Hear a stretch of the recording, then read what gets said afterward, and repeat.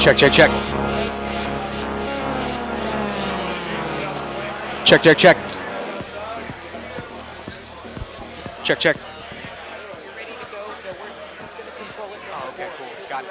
Perfect, no problem. Oh, yes. I'm Tim, by the way. Chad. Yeah. Okay, right on. You know, I think I used, because I was talking to Sergio, we used American Lighting like 2000. What's that? And I thought he said that you were. 1 second. It's like agri-tech, or it's like some. I was working with that. Yes. Check, check. So we had some. Can you guys hear me in the back? Thumbs up in the back? Sweet, thank you. Anthony, give me the cue. We're going to get feedback. Like down right here? Like, not up here. Oh, got it. So, thank you. Hey guys, quick mic check on this. Don't hold the mic up here. Hold the mic. Yo. Hold the mic on the actual handle. Like this? I do this. Check. Do this. Like this. Check. Like that. Yeah, quick mic check. There we go. You good? Check. So yeah, just make sure you hold the handle. What up, Sergio? Hey, thank you guys for coming out to the Connect. Welcome. I just gotta say, guys, I'm blown away by how many people that came out to support to put this together. The Connect started off at a brewery in Sacramento, just a couple cultivators getting together, talking shop, talking about how to treat root aphids, how you're dealing with this problem, what's that solution, and now we're here 3 years later. So first, I just want to say thank you guys for having an open mindset. This is about collaboration. This is about networking, leveling up, and most importantly, let's grow better fire. So before we even get into the panel discussion, I really just want to show some gratitude for our host, Lindy Terrell and team. Lindy, thank you so much for hosting us here. This is such an incredible venue, amazing opportunity here, guys. So round of applause for Lindy. Thank you. And shout out to our sponsors, MyFlora DNA. You guys have shown us a tremendous tool with DNA fingerprinting, pathogen screening. I can't wait for the second panel to get out there. Round of applause for MyFlora. Big shout out to Kevin at Indoor Sun Hydro, LA Garden Supply. Kevin's kept the Connect going since day one. So Kevin, wherever you're at, brother, thank you so much for all the love and support. We wouldn't be here without you, man. Thank you.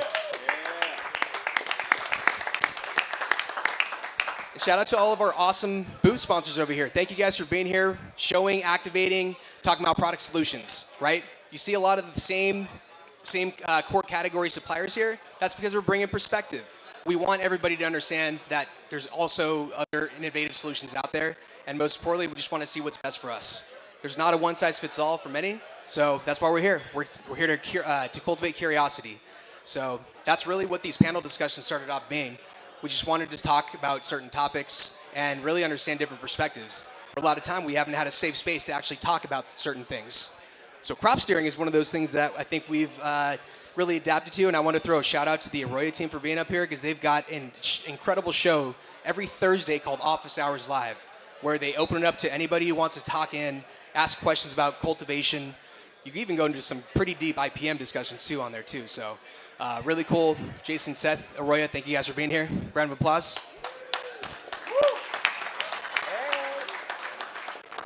So our first topic that we're going to jump into is crop steering candies. So the candy wave is real, guys. You can't deny it.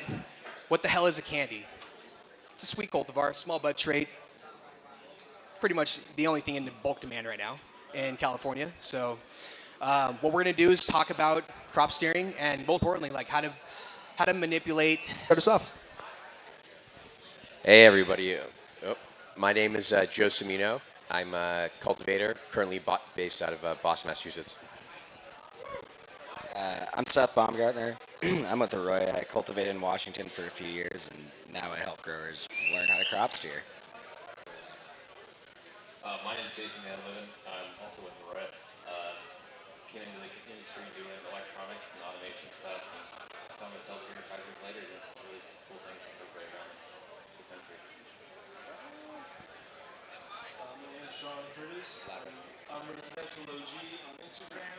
I've just been growing since the trap days. These guys are my homies. So how am I here with that? Yeah.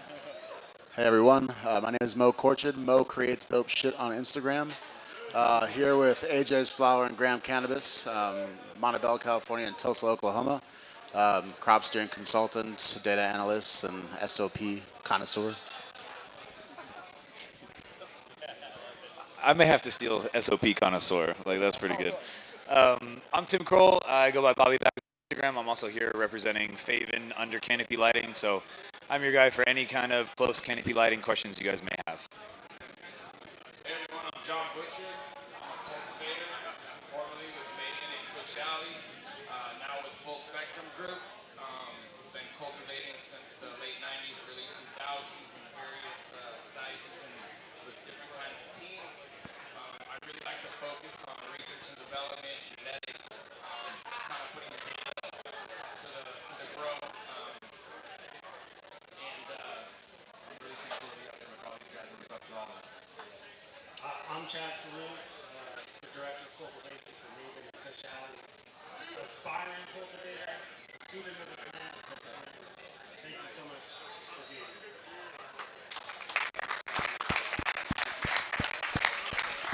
Again, thank you guys so much. I've learned a ton from these guys. So I'm Sergio Picazo, co-founder of Cultivated Genetics and founder of the Connect. And ultimately, guys, like I love being in genetics because I get to work with people like this every day. And why is important for me is because I'm driven by gratitude. I love people seeing the genetics that we select and put into the nursery and bringing out the best genetic potential, right? And I think that's one of the cool things is like I get to give the genetics and they honestly have been cultivated the best genetic potential with these guys. So I'm really blessed to have the opportunity to learn from them, understanding the genetics is the first part of the supply chain, guys. That's how we create fire. So without further ado, let's get into our first topics. And a little bit about how we do these panel discussions. This is not just us sitting up here talking heads. We want questions. We want to engage with the crowd. We're here to educate. We want to get engagement. So if you guys do have any questions throughout the panel, we're going to be running around. Let us know. So guys, I want to start the panel off with you guys. Is there a certain topic that we want to start off? Anything in particular about crop steering candies? Number one. Okay, so we have a couple of different things over here. Genetic proliferation, the evolution of flowers, and the market demand. So the battle royale that's going on back there, that's all about candies. Who's got the best candy in that room? We'll find out. I have 2 panel discussions tonight, but about that, guys. Like, how do you bring out the most genetic potential from a candy? So, I mean, what is a candy? Candy's a small bud structured nug, right?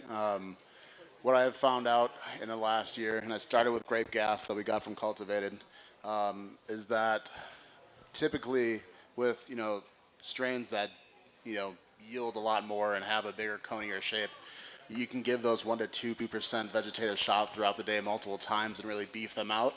As you do that more with the smaller candy strains, they see them tweak out a lot more or push out calyxes a lot more and not retain their structure. And so finding that longer dryback periods in between your pulse phase 2 shots tend to give better structure and better density to the nugs, less airiness, is what I've seen. Start to adjust other parts of your growing strategy to accommodate the fact that you're getting less off of each plant.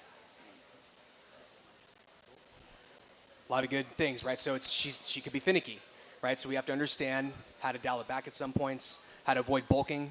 Sorry, go ahead. I like this part of it too because this is where the human interaction comes. You know what I mean? A lot of those things you can try to set up on your automation, but you got to get in there and read that plant in those moments. I just like to advocate for that part of the human. 100%. Exactly. So how about commercial viability, right? So a lot of these cultivars can be very challenging to grow. Why grow them in a commercial environment? How do you maximize that cultivar? So what is that, guys? Talk to us a little bit about genetic selection and the importance of genetic selection for commercial viability. Does it fit your schedule? Is the number one thing, right? So does it fit your rotation? Is it going to be an 8-9 week strain if you're running that schedule? If it's not running that schedule, are you keeping that genetic in there? Tends to be the first thing that I look at, right? And is it going to play with everything else? Is it going to fit that irrigation schedule that I have for the rest of the candies that I'm running? And if it's not, unless the demand out there in the market's crazy high for it, we're not running it, right? So I think commercial viability comes to, does it fit your rotation, right? I think it's kind of a unique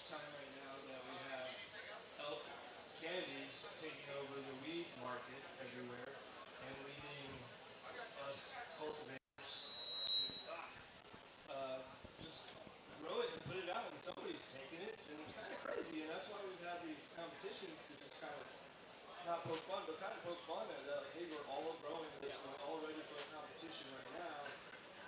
So it's weird what the market's doing, and it's like for a grower and like a, I guess a connoisseur, like a just smoker, we want to keep the variety in the market, but it's kind of hard right now. Everything's going candy. People are trying to bring some OGs up and stuff right now, but I feel like we're kind of trapped a little bit. Not trapped in a bad way, but right now it's a vein that we're in right now. You know, I think a big part of it is it's becoming a more and more competitive market out there. I think a lot of us are looking at, the quality of flower is, the producers of quality are never, have enough flower is the reality. And, there's a lot of mediocre flower out there. There's a lot of bad flower out there. And I think it kind of represents a lot of how we view these strains and how we actually get quality out of them. I mean, a big part of it is how these strains ultimately ripen and how they finish. And like, again, are we able to ripen it and get what we want out of it in a reasonable amount of time? Yeah, so what are those qualities, right, that people are looking for? It's that smaller, tight structure. Is it frosty? Is it purple? I mean, that seems to be the market. And if it's not meeting those, check boxes, then, is it really? It could still be candy, but where is it falling on that, line of candy? Sergio, you brought up what is a candy? It's taste for me, and maybe my Florida DNA will come up and give us some definitive answers of what a candy actually is. Because if it has a sweet flavor, if it has a candy nose, but it comes down to the flavor for me. And when we look at it in a commercial setting, it is a grams per square foot per day, maybe even a cubic foot that we're measuring here. And if it doesn't meet the mark, it doesn't go into the product line. So it has to make that mark, and it has to have the flavor of what maybe a candy that we're associating candy is. That's a great point. Instead of going grams per square foot, you're talking cubic square foot. And Tim, I'm going to look at you on this one, Tim. Let's talk a little bit about under canopy and how that comes into play with candies. Yeah, and so everybody in this room is familiar with square footage, right? Square foot is just your square footage that you already had multiplied by the depth of your canopy, right? So if you've got a 2-foot canopy, multiplied by your square foot, yada, yada. Under canopy lighting, letting cultivators add cubic canopy to their existing footprint. And oddly enough, candies actually take to under canopy lighting one of the best out of all the genetics. So if I was to compare a G41, right, that carries a lot of density throughout the plant, it has a lower yield increase capacity than a candy it's kind of similar to a sour diesel if you've been running it long enough, right? Anything underneath that lighting threshold, that top of canopy, is basically even a C bud, You have to underclear them very, very highly, right? And so with under canopy, we're allowing these plants to basically be utilized in their entirety. And I love the structure of a candy plant. I think they have great structure. They're not weird. They actually grow really well once they're fully rooted in. They're good plants. But the problem is that if there's no light getting to those buds, that they're they don't turn into anything. So we see the biggest increases yield-wise on candy plants, and that's just strictly because they are finicky. They are small bud. They're small bud, but they throw a lot of bud sites, right? And so if you leave that on, if you throw under canopy on there, we're seeing that's where we've seen our biggest yield increases. So. I'm curious, what effect, if plant density if you were able to affect plant density, is that still, are you getting an even better result with that under canopy lighting? So I was going to ask that same question. I think that typically, in the cultivation setting, we're trying to, reduce costs, right? I think our reduced cost per pound is our ultimate goal, right? And by having a lower plant density, right, by having light under the canopy where you don't have to do as much plant work as well, that also takes some labor away.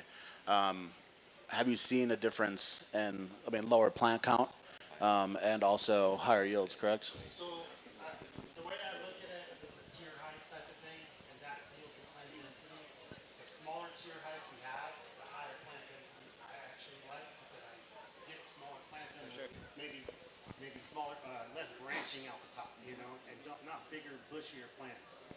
We don't actually use under canopy lighting on ours. We're trying to grow smaller plants at this point when we have a tier height of like maybe 48 inches or something shorter. I don't know how viable it is.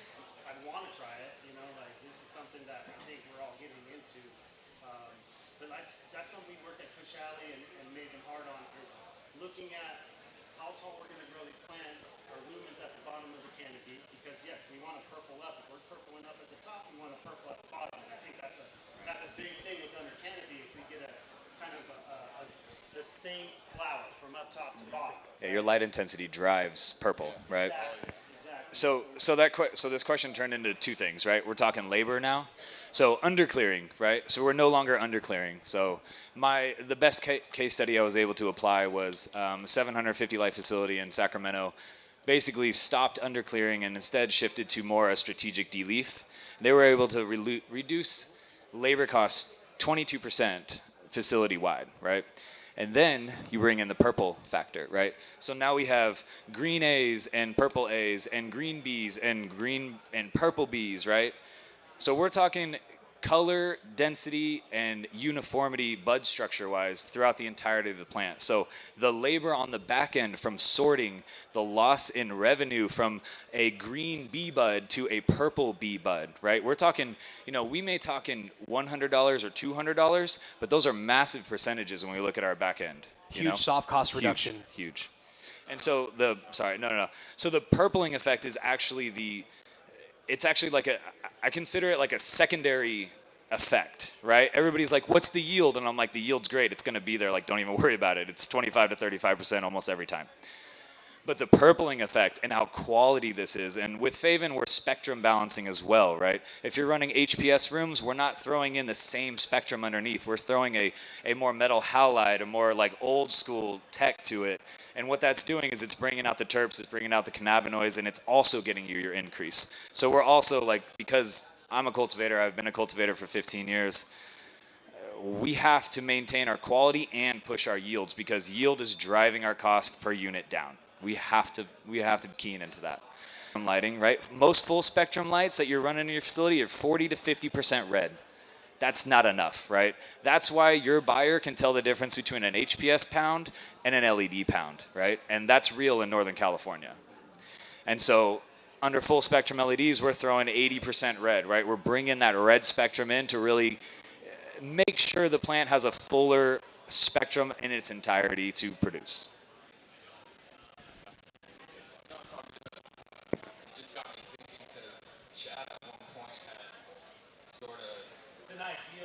It's an ideal thing, and I know it's not practical, but no, but it really made me think. You know what I mean? I think that's a cool thing. Right? Challenge me to figure out how to do this with no depot. We were trying to reduce touch points, right? And we tackled that by plant density staggering, and then not. No topping, no depot, nothing.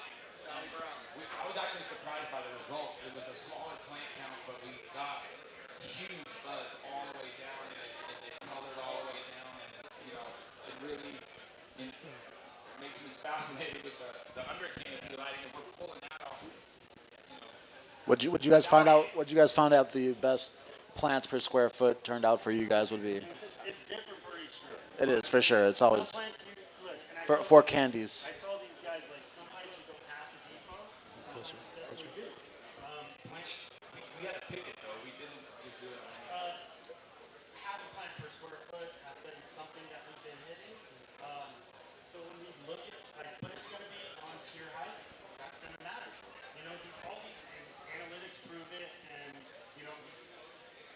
we got to be so efficient nowadays. And I think that's like what's cool about us all talking because we all have different growing methods, and we got to achieve maybe 90 grams per square foot, 97 grams per square foot. This is something that if we're going to be viable in an indoor commercial market, because it costs so much to produce, we have to be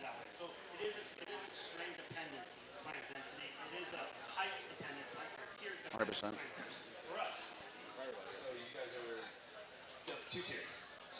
Two-tier now, yes. Yes. So two-tier. So I've been studying under canopy and inter canopy for about 4 years now, and I always looked at under canopy as the double tier killer, right? I'm like, there's no reason to put your workers up on the second tier. There's no reason for the workflow issues. There's no reason for this. We can just throw lights underneath the plants. There you go, right? Grow bigger plants. And then I put under canopy on double tier in the last year, and it was 95 grams a square foot on both tiers on candy. And it's because candy holds the genetic potential, the genetic yield potential for that increase just because of the structure and how it breaks down. And it's, again, G41 is a little different than candy or whatever you're growing, but really 95. And if you look at your square footage, that's 190 grams per square foot of floor space. Yeah, and that's all on our Instagram too, so it's not a lie, it's been documented. Awesome. Yeah. What PPFD are you getting in the underpinning now? So it's hard because if you put your meter right next to the light, it's going to read crazy, right? But if I'm looking at the center of my canopy, whatever that is for you, if you have a 3-foot canopy, 4-foot canopy, whatever it happens, I'm looking for 500 to 700 middle canopy. And FAVENs can do that. And there's no scientific evidence to back up what I'm about to say, but there's something about close proximity lighting and close canopy lighting, and it's kind of been touched in Big Ag just briefly, but there's something about where you position that light on the plant and its impact. So throwing up a very, very high intensity light up top and having to dim it down because the top of your canopy is hitting 1500, well, it would be great because the middle of your plant is 500, right? Where you want it to be. But your top buds suffer. Your top buds are bloated. Your top buds are really just like styrofoam, like nasty, like not working in the Northern California market or LA probably. And so when I talk to people who are like, I'll just turn my lights up, I'm like, okay, cool. Well, your top buds are going to suck, right? They're going to go as like lower grade. So what we're doing is, I'm an old school HPS grower. I'm looking for 950 to 1,000 at top of canopy, and I'm looking for 5 to 7 in the middle. Guess what that adds up to? You hit a part I think we've been dealing with since forever on the double-ended or with high pressure sodium. Indirect lighting, usually have the best buds. The cross lighting, and that was something we always solved. So, I'm a firm believer there's a space between that light and quality. It needs to be hit. We see it, so the studies will come out and prove it. I'm sure of it. And one thing that we didn't really touch on was adding in these extra elements, not enough dehu, right? Environmental factors. I've seen so many farms already try to go down the under canopy route. Tim, tell me a little bit about that and why environmental factors, when you're increasing more input of lighting, you got to increase and balance out everything else too.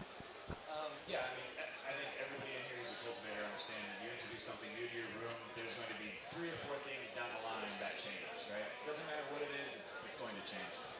And plant count is one of those that I studied heavily when I was doing the side-by-side comparisons with our control of under canopy, inter canopy, and no lighting. And reducing plant count and allowing each plant to be completely optimal, it really allowed the environment to stay in a better place and more consistent because there was less off-put, right? Less humidity. There was less need for dehum. Anyway, so I'm a firm believer in dropping plant count in rooms that you are applying under canopy. However, the first time you apply under canopy, I tell you to not change anything and watch what happens. Yeah, I think one thing to highlight there, Tim, too, is just the importance of maintaining environmental control. Like when we're talking about candies and other fickle strains, if we've got massive VPD swings day to night, we just can't get that HVAC equipment to really play right together. We're going to have problems, especially these fickle strains. If we can't maintain a really even VPD, get good stomata growth and good transpiration day and night the way we want it, we're going to see growth suffer. That's the reality. And when it slows down, everything from nutrition to production, it really makes everything tough. I saw some really good things on the air mixture when we dropped the plant count as well, and the ease and kind of easing off some of the spikes I was getting, especially in double stack rooms. It's like cube in the cube, you know what I mean? The very center of that. Am I really moving that air out of there? What's happening? You know what I mean? Like, where's that equipment? You know what I mean? And you know, those machines operate optimally at certain conditions, so you kind of got to figure out how to get that there. And plant production is a good way to hold that environmental. That's a great point. Can't afford to increase the power, or you just can't add more equipment. Reduce your plant count. You're trying to control transpiration. That's what your environment is really looking for. So, what questions do you have about candies? I mean, is there anything from the crowd? Anybody have a question that you want to engage with? Just forewarning, if you reduce your plant count, just know that your SOPs also change as well, right? Not as much plant work has to happen. So make sure you're not stripping your plants, or else they're not going to transpire. So it's been proven that having a lower density plant count will give you higher yields. However, SOPs do have to change, so make sure you're watching that as well. You know, it's cool though, because then you can test those stress points, right? You know, that's another way of moving things along, right? When do we stress and how do we stress also? So, I think- Mo, Go ahead, Sergio. I'd say I think one thing we can all say is there's quite a few strains we've seen where backing off in the plant count equated to sometimes bigger yield, oftentimes though better quality throughout the canopy. We're getting better light penetration. That ratio of A to B. Can you tell this to the let's lay off Well, I mean, a little less plants. we just got to convince them, dude. Like it's quality now. I mean, that's where it's at when you can get way more A to B bud ratio, and a lot of strains really. I mean, whether you have under canopy lighting or not, getting that light intensity to the buds helps out. We know this. It's really simple. So I'll bring this up then. So how do you track that, right? So how do you run, LCG or whatever candy that you're running, 5 times and track the data of plant density to, what you're actually getting? Let me ask the AROYA guys. With crop registration, you get it into the computer and you fill the harvest crew. Yeah, so the best way is just crop registration any way that you can get it documented. Any way that you can make use of it in the future is the best option. Obviously, there's options like AROYA on the market now that give you the opportunity to not only combine data that's coming in from sensors and cells, but document it for a whole production purpose. So when we think about how many times I'm running this, if I'm running it 5 times, what information can I base my 6th run off of in order to make a better decision?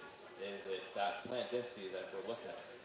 Is it, I see a lot better yield come off of that? And make sure that you're documenting AROYA. All right, this is what I saw from this harvest group. You can attribute that your QC search, there's analysis from it right into the system. Just make sure that you've got some place that you can start preparing that. Start building history. I mean, if you're putting the work in to grow this 5 times, maybe you get the chance, maybe you got a lot of room, maybe you're right. I guarantee you that you give it that 15 times, that 16 times, maybe one hell of a lot better than it would be the 5th time. you cannot manage without measuring.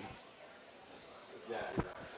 Oh, I like to highlight to people, dude. A picture's worth 1,000 words. A pictures plus notes and a date and like a harvest you've tied it to is worth, way more words. Because, as cultivators, if we're lucky, we might run a strain 40, 50, 60 times. And it's a huge learning opportunity, but it's really easy to fall into that cycle and just go like, oh yeah, last spring it happened on this one strain. It's like you don't really maybe put together all of the factors that are going into it. And then you might not realize it at the time, dude. 6 months later, you might run into something similar and finally say, oh, didn't notice that before. Okay. One of the things that I always loved going whenever visit Mo at AJ's Flower Co. was the iterations of trying something, whether it's substrate, whether it's irrigation strategy, whether it's plant density. Mo always has one table. If I'm walking through a room, I'm like, what's going on with that table over there? And he'll go through whatever that trial is or whatever that curiosity is based off of. So I really like that. Mo, it's always inspiring to see your rooms because there's something that you're always tinkering with. You're always learning, and you're measuring that with the tool. Tell us a little bit about your tool, Cultivation IQ. Yeah, so I think however you can track it right is the way to go. And I have been using AROYA since I've started in this industry, and the one thing that I've consistently focused on was how to dial in SOPs with people, and how I can create some sort of process for me to track what they're doing, how efficient they are, how efficient the process of our cull rates are from clone to veg or veg to flower, and find some things that typically I don't see in softwares anywhere, and so I use that in tandem with AROYA to be able to track things like I don't know. I do a lot of the data goes in AROYA. I think like things like plant height and being able to train my staff to go in there and take plant height in the first 3 weeks every day to see what the rate of growth of what certain genetics will do, so that I can plan properly if I need to go early vegetative or longer generative based on the genetic, and then running a strain 10, 15 times, or my dry to wet, wet to dry ratios, what my retentions are, what my bigs to small ratios are, what my trim ratio is, how much waste is being produced, how do we get that information together and upload it to metrics. And so Cultivation IQ is software that I use, that I created, that I use in tandem with AROYA. I think but again, it goes back to what you're saying. It's I think however you can get the information is and however you can store the information is really what it comes down to at the end of the day. I just find that every facility I've walked into in the last 4 or 5 years has Google Sheets or spreadsheets just everywhere. That's us. And having to find files. You said when we were just talking about this, you mentioned searchability, right? Like how easy is it to find the data that we're looking for? Sure, I've recorded this, but where is it in the spreadsheet on this tab with 100 other tabs 8 months ago that was created that I can't find? Right? Where I could just search a date and I could say, okay, I know that everything from this run turned out at 85 grams a square foot, but the rest turned out at 90. Well, what happened, right?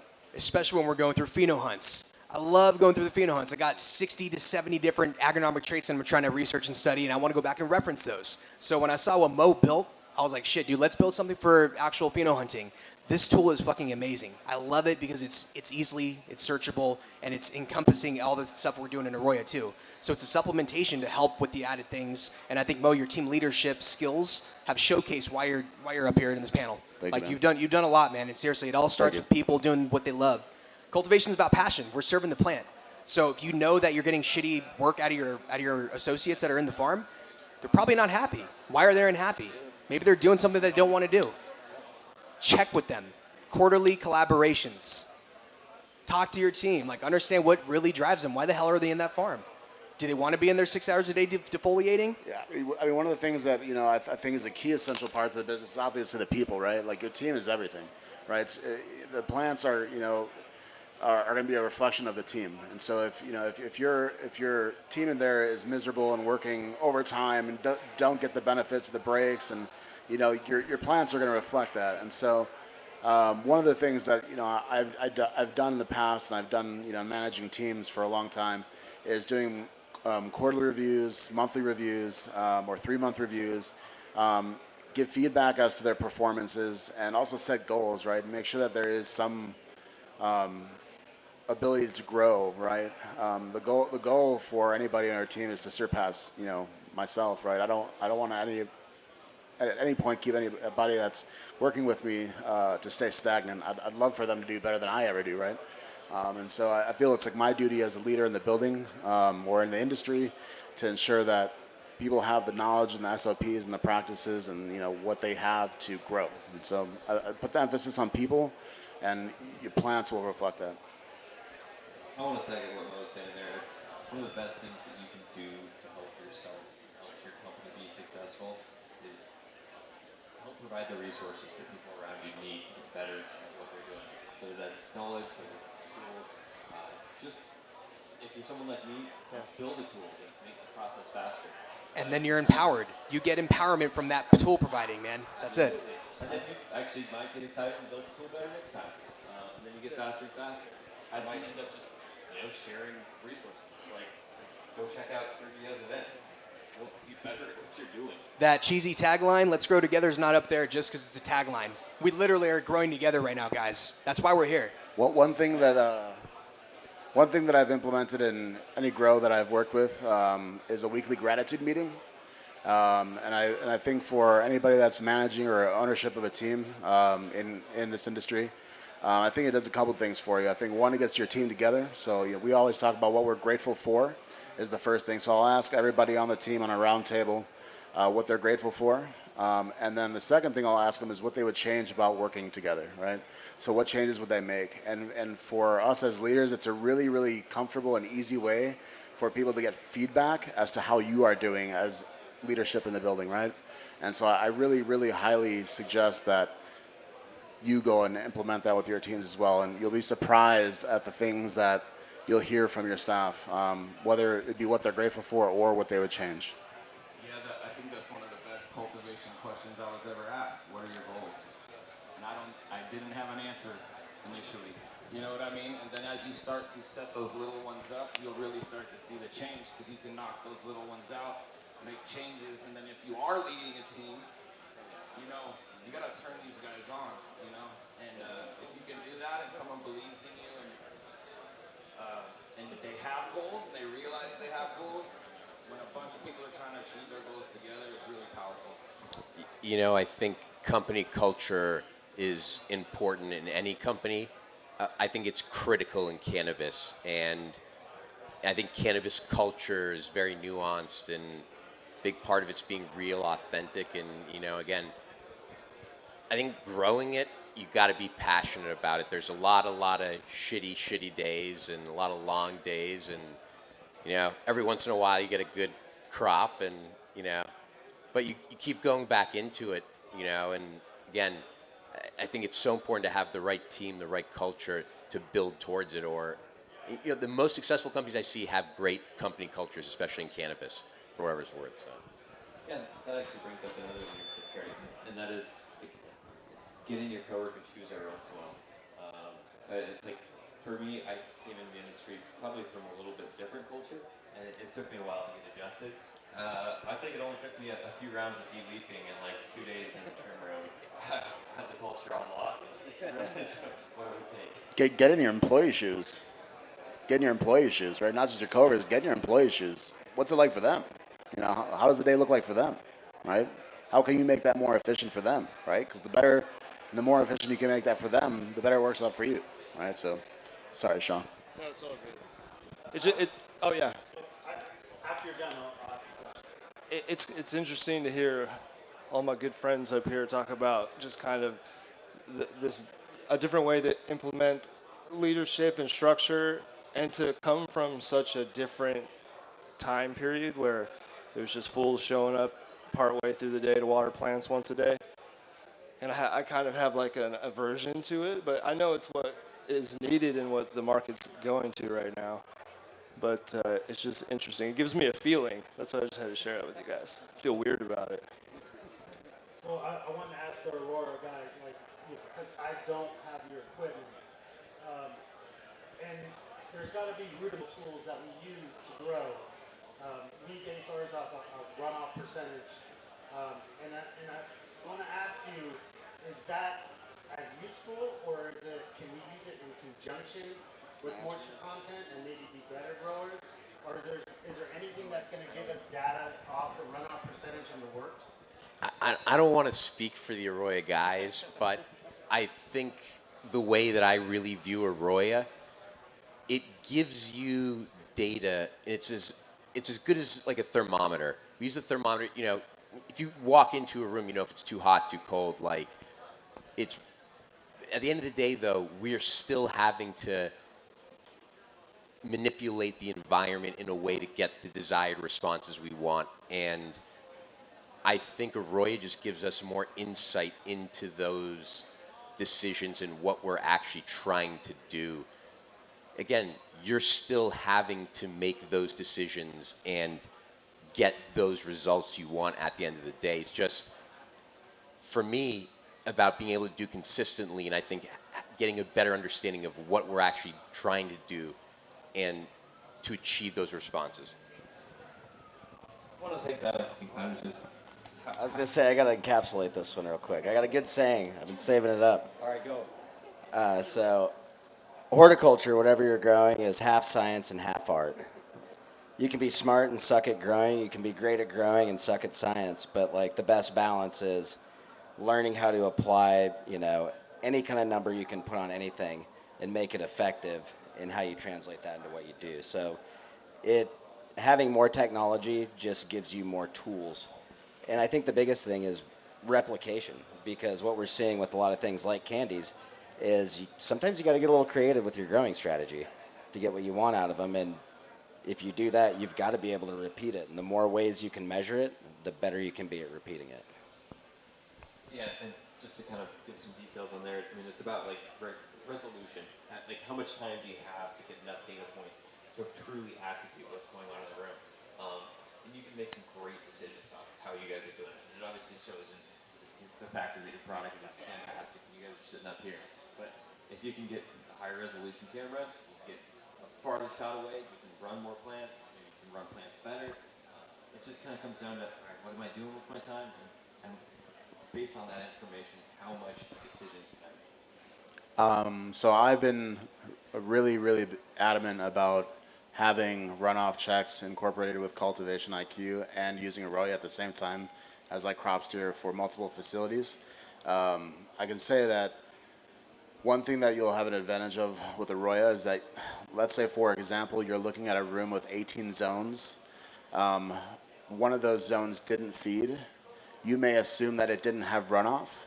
However, if you were to look at a graph, you would see that that water at P1 never went up, right? And so I think being able to see, look at your pH level, to see what your EC level is, to see how many milliliters of runoff you have, and then see the amount of shots that are going in and what time they're going in, what percentage your medium is going up to, and then judging where your EC levels are, how you're stacking that based off of your results and your runoff. And then logging that data inside of a system like AROYA, where that in a year from now you can get a harvest group, pull that up and be like, oh yeah, every time we did runoff checks, this is what I was seeing, right? This is not abnormal, this is how we did it. And then that is what your goal is, to match that. And so I think, like having a higher resolution camera, yes, like the more data you have to make a better decision, right, the better the decision's gonna be. I like that because, quite honestly, we have to save water, we have to save money, and maybe we don't get runoff. Maybe we are stacking the EC and we're not getting runoff. And also in the medium you're using, right? If you're in a 10-liter slab with 3 plants on it, to be able to get runoff right away is going to match what's going on from the tank generally.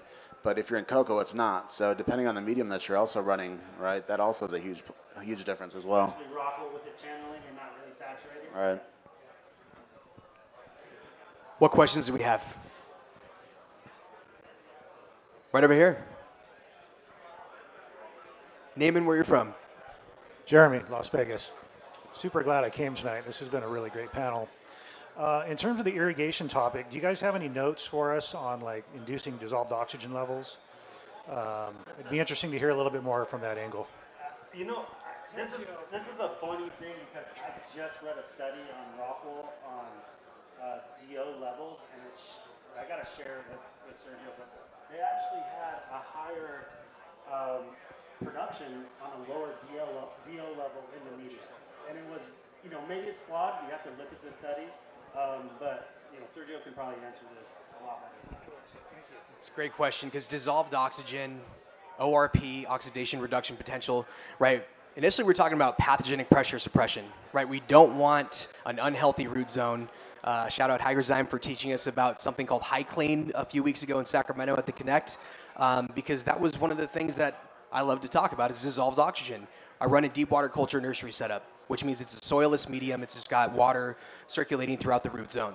So we have to have a certain level of dissolved oxygen and a certain level of ORP to not fry the roots, but the ORP has to be in control whenever there is some sort of pathogenic pressure to control that. So DO, I actually saw this at Moe's when you had the I think you were injecting, Moliere. you had the Moliere nano bubbler, which was injecting at 30 or 20 or 30 DO, and then but it would off gas and get to the plants to what, maybe like 10, Yeah, I was saying like 18, 19. 18, 19, okay. Now there's another company back here that had another nano bubbler technology, and forgive me, I want to go understand what they're about, but it's supposed to have more of a dissolved oxygen consistency and not have that off gas. So one thing I have noticed is my lines I have not had to switch a line or an emitter for over a year. It's badass. So that, I mean, that is one thing. I also, I rarely ever see any root diseases ever come through as well. So, more dissolved oxygen than I've seen, as long in that range from ours is about 20 to 30 near the tanks, about 18 in the rooms. Some great results. Yeah. Can I butt in just with a couple of easy things to go in first? Irrigation temperature, making sure that that's probably a little bit cooler than your room. I'm typically shooting for like 68 degrees. When liquids are colder, gases are more soluble in them, so that'd be like probably the first thing I'd attack. And then also if you want to do a little bit of hydrochloric acid injection, that can also help increase the levels. I'm a huge fan. I'm a huge fan of the hypochlorous acid. And especially in commercial and having the lower biofilm in our irrigation lines and not clog emitters. So yeah, I can't emphasize that enough. It was a game changer for us. So Jason, are you talking about you don't go above 68, or do you have a range from 68 to 72? What's the window of max? I actually haven't done any science behind what that perfect is. I'm really comes down to I want to say 65 degrees holds the most oxygen. Okay, so if you could do small irrigations, you're not going to change the root zone temperature now. That's one of the reasons. Like, if you have too big irrigations with too cool of water, there might be some response to it. My favorite comparison is like, a good high mountain stream with some trout. It's got flowing, fast, cool water with a high dissolved oxygen ratio. It's pouring over all these rocks. That's why fish live there that don't live farther downstream in warmer, dirtier water. That's why you also don't see algae and other things like that growing in such concentrations there. So really simplistic, but basically above 70, you really start to lose that dissolved oxygen. And if you want to inject it, it's going to cost you more and more as you go up, right? Not to mention the potential pathogen zone, right? When your water starts getting to a certain temperature, 74, 76, like you're going to start to balance with some pathogenic pressure. Question, brother. Appreciate that. What else? What other questions? Yes. Name and where you're from. I'm Christine. I'm from Seattle, New York. Somebody's from Washington, right? You? I actually have a simple question. Do you guys really feel that trapped with candies? Yeah? Do you guys really feel that trapped with candy? Like somebody expressed like they were like imprisoned by the runts. So like We're in like we're in a time period of candy, and I know that some of us are here do not choose to grow bunks or LCD over and over in college. but are you saying if you grow something else, then they're not going to take it? Yeah, the market dictates that's what we're doing. Which is crazy because how are we all growing the same shit? And complaining about it. It's because we all like money is the reality. I want it. I want the other stuff. We all like money up here. So Hey, do we all know that we're really growing the same shit? Our opinions on what strains are good don't matter, it turns out. Exactly right. But seeing all the entries to the candy thing, you really see what would be the word? Diversity. Yeah, diversity. I feel trapped. But I run many commercial facilities as a cultivation advisor, and I tell them I walk in first day, I'm like, are you 70% gelato or runs? Okay, if you're not, you're failing, so what do you want to do? Okay. call the nursery. Yeah. 70% minimum. Which is another reason why we're doing these battle royales, right? We're all growing the same shit. Let's see how many different cultivars are actually in there. So we're going to go through the review on the next panel discussion with my flora that we did. We found 3 different phenos, or 3 different cultivars that are LCG. So we're not here to claim anything, but you can make your interpretations based on the competitors and who was actually in that battle royale. But the cool thing was, every single one of those entries was fire as fuck. Every single one, and that's really what we're trying to get to. Let's bring the best genetic potential out of that cultivar. And a lot of these topics we've talked about today with crop steering candies specifically, right? They're tricky to grow. You need to understand that there's certain things that you got to do to change up your SOPs. You got to change up certain strategies with your irrigation, with your lighting, whatever it might be. It's just to bring out the best genetic potential. So, another question over here. Name and where you're from, sir. What's up, everybody? My name is Jack Whipple. I live in Palm Springs. I was just yo. I was just curious, pretty much to ask all of the panelists, do any of you guys have a candy strain that you would consider a strong plant? That has great morphology, you can push it. Mellow's 8.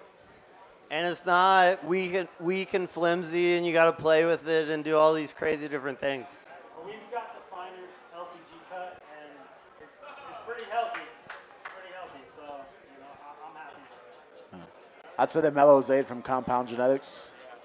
Yep, Mellow's 8. Beautiful structure, very strong, dumps. There's a genetic that goes around Sacramento, has been in Sacramento for about 2 years now, called X3. Origins are Fire Society, right? We have an offshoot of their dominant lines. It roots in completely. It's a good genetic.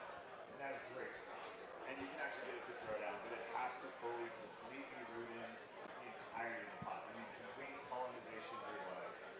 Once it's there, you got it. But if you flip it 2 days early, you're looking at 2/3 the yield. I mean, it's that finicky, I guess you could say. But once you have it, you have control of it. Jack, anything that's non-OG is strong to me. So if it's OG and it's a weak plant, it's hard to fucking grow. These candies feel easy at that point. Grown. Thank you for the question, Jack. What else? Any final thoughts from our panelists? Cool. Oh, we got a question over here.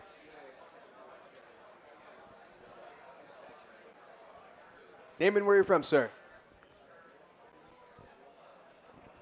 Hi, I'm Alex. I'm from Los Angeles. Question for the panelists. You mentioned the spectrum, the full spectrum LEDs kind of lacking some of those deep reds. Is there anything on the market you know of that you'd maybe suggest that's like supplemental red spectrum to the current LED setup that some of us may? I didn't hear the first part of your question. I'm sorry. We were having our own conversation. Sorry. Red balance spectrum. Is there a product on there that can actually add and balance out your spectrum for more red? Jack and I were actually talking about these earlier, the FOS A3i. Supposed to have 8, is it 8 channels you said? Yeah. I heard they're pretty good. Cool. FOS A3i. There's supposed to be, I think your company's DLI, and they make a high UV, a high intensity UV light that you actually put in the middle of the day to simulate like the outdoor peak of the day. That was kind of an interesting application of the UV products.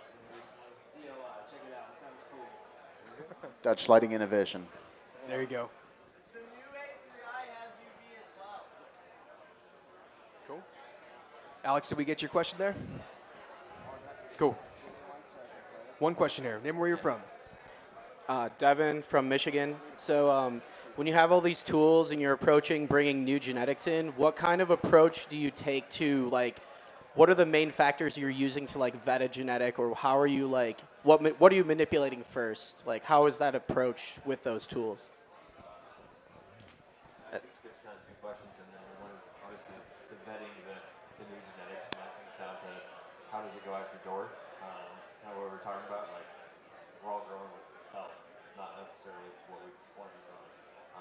And then the second half of that question being all right, what are we looking at? Typically, I'm looking at, all right, how quickly can I get to the right thing? I'm doing crop registration on it, so I want to know what day is my peak slope of plant growth, actually. So the fastest day that it's growing, and when does it stop growing faster? Start growing maybe a little bit slower in vertical height. So for me, that's one of the really big determinations on what type of crop strain to apply to it. I would say that I would take your current genetic lineup and I would match it to that, right? So if you're currently vegging a plant for 14 days, does that plant meet the height requirements in flower veg at 14 days, right? So is it meeting that requirement? Is it going to go the same length? Is it going to go 85 days, or is it going to go 63 days, or whatever it is that your production cycle is, right? And so if it's something that's out of the norm where it's a lot longer and you know that you can't fit in your schedule, well, that would make it a no for me, right? Does it fit the profile that your buyers want, right? In Michigan, I'm sure it's different than LA, but LA is candy, right? So it's, okay, you know, it doesn't have that small structure. It doesn't turn purple. It does not frosty. Doesn't meet it, right? Could be fat and stanky and smoke great and beautiful, but if it doesn't fit that profile, it's not going to sell. It's not, you know, so I would say the biggest thing is does it match everything else that you're doing, right? If it's veg time, clone time, and has it been tested before as well? Like, has it really been stress tested with, a genetics lab, right? Like, is it susceptible to anything like PM or mold, right? Is it, are the environments have different swings that it would require from other strands that you would run? Does it irrigate the same way that those other strands run as well? So those are some of the things that I would look at in order to make a decision on whether or not to keep a genetic there, right? And if it fits with, the rest of the family and, I can feed the same way, I don't have to change the environments, and I can still get good return and good yield, and, it sells for a good ticket, we're keeping it. Now, coming from the genetics hoarder perspective, tissue culture, you find some banger keepers that are not in this particular category, back that up. Work with the tissue culture company that can do meristematic initiation, keep it clean, that's banking it for you when it's time, and when the market does accept something more of that unique flavor profile structure. I'm going to come right back to you, Jack. Got one other question over here. Back and kind of echo what Mo said earlier. You need to bring this cultivar in, and you need to R&D it, and you need to know how much it stretches and what those characteristics are before you make a big run. Like, those are why smaller rooms and smaller bringing in genetics is really going to fit your facility. Understanding that flip height, right? If you're vegging for 14 days, right, and this is something that we talked about a little bit too, is how fast can you flip it, right? So are you flipping it under 18 inches? Is it a 3X stretcher like the Black Amber where she's just going to fucking blow off? And so you flip her maybe 14 inches, right, to actually compensate for that. So when you're doing these pheno hunts, when you're making these commercial validations, make sure that you're logging that flip height, because it's going to grow either 1X, 2X, or 3X, sometimes even more. But that's probably not very commercially viable unless you're in a double stack situation where Kevin Crouch actually told us about this. He loves 3X stretches. And he has how tall of a space, Tim? 40 inches or 42 inches? So, smaller than most double stacks, and that guy loves GMO crosses. Loves them because that reduces the amount of time you have to veg. He's vegging for like 7 to 9 days and flipping them. So don't be intimidated by a tall stretch, just like these guys are talking about. If it fits your current structure, make the accommodation if you can make it work in there. Just understand your flip height. So guys, we got time for 2 more questions. We got one over here. We got one over here too. Hey, fabulous guys. You get a great panel over there. I enjoyed listening to you. A couple of questions, and this is a thought-provoking sort of an idea I'm putting over here. You folks talked about a lot of things about what you're doing. I am keen to understand what is the next genetics that you guys are looking for. And my second part of the question is, you touched about some traits like frosty, purple, and yield. Yield, obviously, for any agriculture product, yield is the number one. What other traits are you looking in this crop? Could you repeat the first question, please? The first part of the question was, what is the next genetics you're looking for? What is that exactly you're looking for in terms of in cannabis? Okay. So I think, at least for myself, we're trying to figure out the length of this hype cycle that's going on. Because Skittles was around 6-7 years ago, and we were all like, this shit's ugly. We're not going to grow it. No one's going to buy it. But now, it's leading the market. It's up there with the candies. If you grow good Skittles, it's just as valuable as a candy. So I think we're all, throw a couple tester plants in there, just try to see what's coming. But that's, again, this whole candy thing that's going on. Do we find the next candy? Do we come and bring like OGs back? And what is the next candy? Like, it was cool. There's some like orange-ish kind of candies in there, some like more sweet tart candies. But yeah, I don't know. Again, the market's going to dictate it. Also, we've heard a lot of things about how we're dictating what we're growing and how we're growing based off of facility restrictions. So I don't know. All that's going to read the market and all that counts towards what's next. You know, I kind of put cannabis into things like sensory experiences, like food, you know, and I think that's something that we can constantly evolve, and each one of these people up here likes something a little different than I do, and if we keep pushing that, you know, we can see a really diverse palette be accepted, and, you know, keep pushing that. It can constantly evolve. We kind of have endless options with that, so to speak, you know? I think one thing that's nice with the candies is they are leading the market and bringing a higher price point for the wholesale market. That hopefully leads the way for the next wave and the next flavor to keep that price point high, so we just don't, you know, go to horse food. I think as we see more and more states coming online, we're starting to see a demand for a wider range, you know. Not everyone wants super high testing weed. A lot of people are wanting, you know, higher terp profiles, more different flavor options. And I think it's just kind of a matter of time, you know. We're stuck in this point where numbers mean everything. There's label inconsistencies. You go to the store, you don't see, you know, every label having the same contents of different terps and cannabinoids. So it's kind of, for consumers that aren't very educated in cannabis, it's really tough to go into a store and really hone in on what you want. It takes time. Fast forward 10 years from now, we're going to see more people that want more specific niche weed. And once we hit that point, cultivators can focus on it. You know, people can kind of start to get passionate about certain lanes that they go down. It's just tough right now because it's such a race to get to that point. And we're waiting for the consumer market to get more educated. I mean, let's be realistic, right? Like, there's a lot more people consuming cannabis now than 10, 15 years ago. A bunch of people who didn't even think about it before that, and they don't have a lot of background that most of the people in this room have. I mean, I'm not super young. This isn't the youngest crowd. Most of us are probably well over a decade into loving cannabis, and, you know, possibly 2 or more, and we've had time to form opinions. Man, if I hit like 25 and I had never been around any weed, it'd probably take me a minute to figure it out, you know? I would say as I mature in my smoking, I want flavors, you know? Unique flavors, new flavors. That is something we're always searching for. I hope that maybe aesthetic starts winning a little bit, but you know, it's very, you eat with your eyes, right? But when you smoke it and you taste something, that memory stays with you forever. And I think that's something that what we're, as we're maturing as an industry, flavor is going to be forward on a lot of things.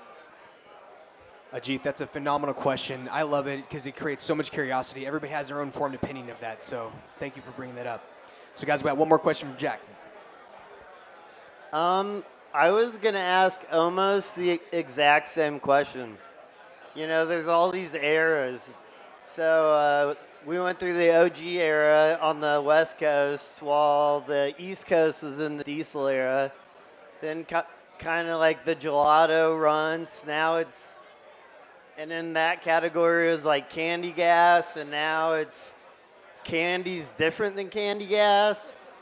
So I was just curious what your guys' guesses or predictions or desires are for, or if you have any insight on what the next era of flavor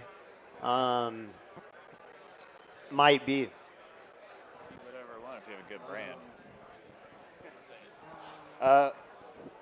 Honestly, it's just kind of a twist of what's already going on, I think, and that's kind of like a lot of the trends that we've seen have all kind of just been the new spin on the existing kind of flavor profile that seems to be popular.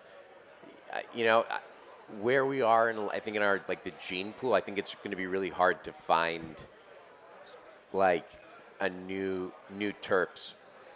Honestly, I think some of the cool people have to kind of go a little bit further back to find stuff that's different. But check this out, if that's the case, is terpene percentage like colors? Like if it's a certain percentage of this and a certain percentage of that, you get this smell? So that's if what we are dealing with a limited category, then can we start talking with terpene percentages to get different things? Or, you know, we were talking about earlier, like finishing, the ripening, cut it, you know, we're cutting early to see if certain notes came out in that phase. And we know that to be true already, right? With the terpenes, some go before others, right? So It really is, and that's what kind of the question that Ajit was asking about markers. Like, what are the things that you're looking for? Because that's going to come back to genetic trait markers, and that's the world that we're about to discover in the next series here.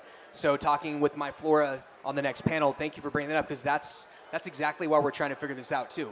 We want the tools to be able to utilize to find those higher terpene profiles, to find those cannabinoid to terpene ratios that create that ensemble effect. And shout out to Nate from Bell Coast or wherever you're at, because that ensemble chart, that was awesome. Because when you start to look at the percentage of total cannabinoids to a lower, to a higher percentage of terpenes, that ratio gets lower, which creates a more higher entourage effect, which terpene weed. That's huge, right? Medicinally, what does this plant do to us? And I think, I want to go to bed. I don't want to eat. I want to feel up. We need to quantify. We need to have concrete evidence on this stuff. Let's evolve. It's evolving, guys. And that's what we're doing here. We're evolving. We're leveling each other up. I want to give a shout out to all of our panelists tonight to come out and talk to us about crop steering, genetics. Guys, that was a great conversation. Round of applause, please. Thank you for having us, Dave.